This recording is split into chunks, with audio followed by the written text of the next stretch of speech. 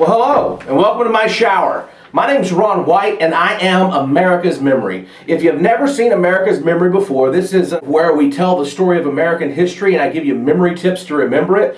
Normally, we do stuff inside the United States. I'll go visit Ellis Island or the Statue of Liberty or the Alamo. This one's very unique. I had a business trip in Panama, and so when I went to Panama, I filmed the Panama Canal and the impact that the United States has had globally, and America impacted the history of the world, essentially, in shipping and trade by building the Panama Canal. Here you go. Here's the video on Panama.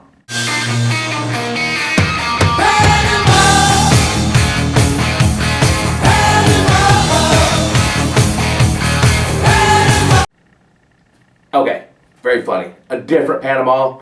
Roll the tape of the Panama Canal, please.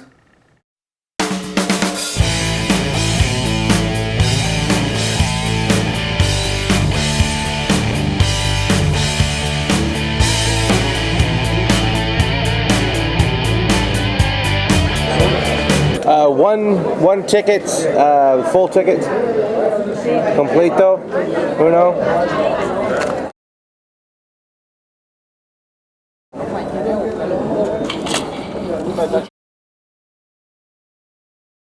El viaje promedio pagado en el canal oscila en unos $100,000.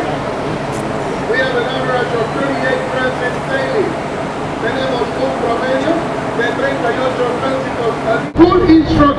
Well, as I stand here at the Panama Canal, I'm struck by a couple things, and the first thing was how small that the initial passageway is over there. The ships are going so slow; they must be so careful because it's such a small passageway there. And then another thing I was struck by is, although they have to slow down significantly, what an incredible savings of time this is.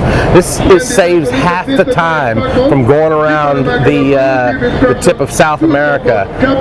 Behind me, you'll see a cargo ship. They don't charge per ship. They charge for the cargo on the ship. Right now, what they're doing is they're widening the Panama Canal, and in 2014 it'll be completed.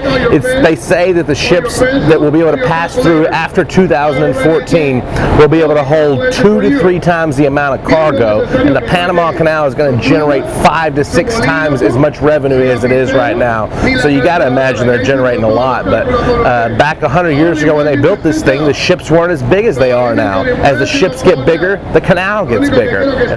Okay, over here in the distance behind me, you'll see a ship, and it's a cargo ship, and it's getting ready to pass through what is called a lock here at the Panama Canal. Now, I got to be honest with you. When I first heard of the Panama Canal, I had no clue at how this thing was built. I figured there was the Atlantic and the Pacific, and they got a little narrow piece of land, and they dug a hole that connected the two oceans, and then the water from the oceans filled up the hole of the canal, and the Panama Canal was built as simple as that. The first thing that they did was they built a Lake Gatun, and it was at once the largest man-made lake in the world. And they built this lake in the center of Panama. And then on either side of the lake, they built what are called these locks. And you're getting ready to see them go through a lock right here.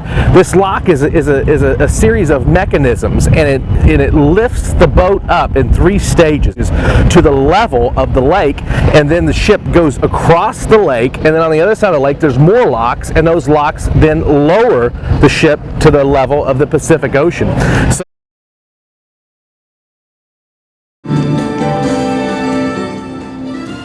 The system of locks lifts ships either on the Atlantic or the Pacific side to the level of the Gatun Lake, 25 meters above sea level. Ships cross the continental divide when navigating through the Panama Canal.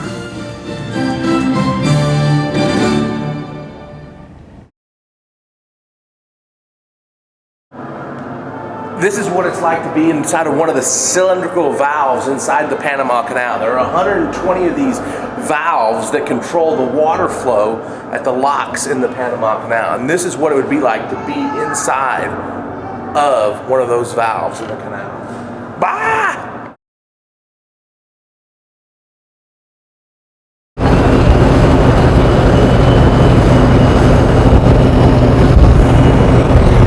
this ship over here is going to need to go all the way down through here. But you'll notice that the level of water there is much different than the level of water there, which is where the ship is at. And that's what these locks are going to do. These locks are going to lower and raise the ships so that they can just smoothly sail right along.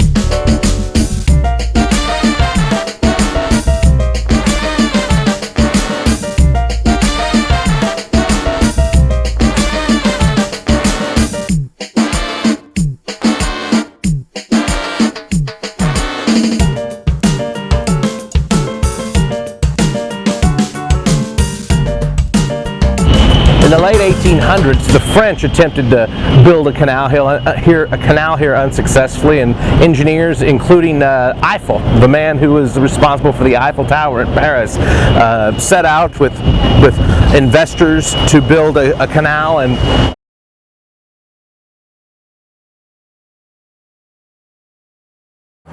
right now I'm in a cemetery, and this cemetery is where many of the workers under the French construction of the Panama Canal are buried. In the late 1800s, France attempted to build the Panama Canal, but they were met with disease and natural disasters, and setback after setback. 22,000 workers died during France's attempt to build the Panama Canal. And right now, this is a cemetery where many of those workers were buried. You can see the little crosses. It's very hard to read if there's anything written on them or not. I can't tell if I'm reading numbers or names, but this is the cemetery.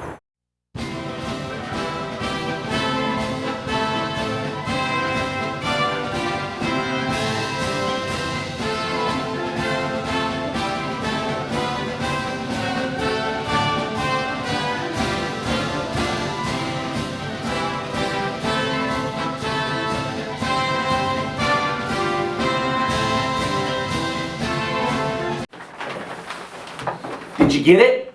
A man, a plan, a canal, Panama. It's the same forwards and backwards. It's a palindrome. A man, a plan, a canal, Panama. Backwards, it's a man, a plan, a canal, Panama.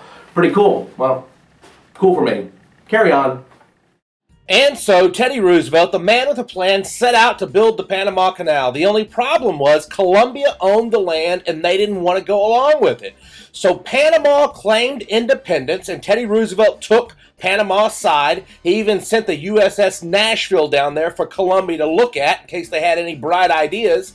And then he paid Panama millions, and the Panama Canal construction began. It took almost 10 years to build the canal, but during that time, this man never missed a single meal. And you know, if you're going to be building the canal in the middle of water and mud and dirt, you might as well give all your workers white dress shirts. I don't know what's more impressive, that these guys built a canal that's standing 100 years later, or that they did it while not getting a speck of dirt on these white dress clothes. And so for a decade, they walked around with poles and stabbed them in the ground a lot. And then, of course, they blew some stuff up and created tons and tons of smoke, and then walked around all day with boxes on their heads. And before you know it, the Panama Canal was built and opened up for business in 1914 under the control of the United States government. But what do fish and partnerships have in common? After a while, they both begin to stink. And this one certainly did. The Panamanian people got tired of the United States being there. The United States was making all the money for all the ships passing through the canal. The Panamanians said, we want the money, we want the canal, it's our country, it's not your country. And they started rioting and protesting. The worst protests were in January of '64. Water hoses were sprayed at the protesters, and it just got out of control. Negotiations with the United States took place, and in 1977, Jimmy Carter, the Peanut Man, Anyway, Jimmy Carter negotiated a treaty. The treaty stated that from 77 to 1999 it would be jointly owned by the U.S. and Panama, and then 1999 control of the canal would go fully back to Panama. But during the negotiations, Jimmy Carter did secure for the United States a bag of Skittles and the rights to Van Halen.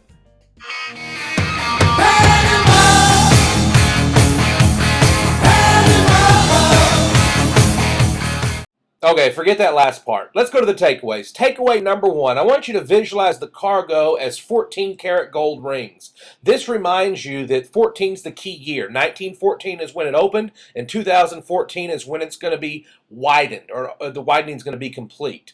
Takeaway number two. For this one, I want you to visualize an hourglass in the ship's control room and see that hourglass on the window. That reminds you that it takes 8 to 10 hours to get through. 8, an hourglass. An hourglass is shaped like a number 8. And finally, takeaway number three. I want you to imagine at the end of the Panama Canal on the other side waiting for you is a teddy bear. And that's to remind you that Teddy Roosevelt was the key figure in building the Panama Canal. So there you have it. That was my trip to Panama and the Panama Canal. The three takeaways for that are 1914 and 2014. It was opened in 1914, and 2014 is when the renovations are going to come through. It takes 8 to 10 hours to go through it, and Teddy Roosevelt was the president who initiated the Panama Canal for the United States in the early 1900s. After I went up to the Panama Canal, I actually got in a little tour boat, and I went on a boat ride in the Panama Canal. It was a ton of fun. Check it out.